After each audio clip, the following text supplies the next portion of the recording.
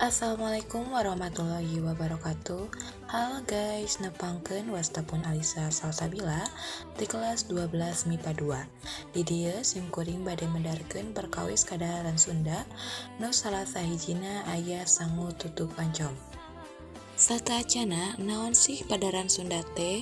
Padaran Sunda nyaeta wacana nu eusina ngajentrekeun tur medarkeun kagiatan anu geus mangtaun-taun serta jadi hiji kabiasaan dina diri urang Sunda boh dina segi prosesna jeung tujuanna. Naon sih contoh padaran Sunda teh? Salah sahiji contoh padaran Sunda nyaeta kadaharan khas Sunda. Kadaharan khas Sunda loba rupana, aya nu amis, hasem, nepi ka nu lada oge aya.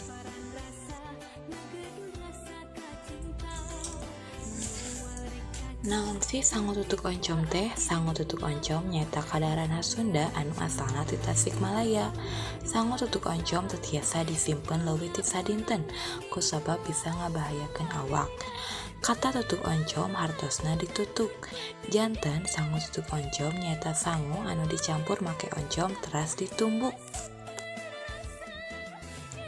Bahan-bahan anu kudu disiapkeun nyaeta oncom sakeureut digoreng sakedap, sabuku cikur, 5 siki bawang beureum, 3 siki bawang bodas, 5 siki cabai rawit, setengah sendok teh uyah, 1 saset kaldu sapi atawa royco, 2 piring sangu bodas sareng sagenggam daun surawung.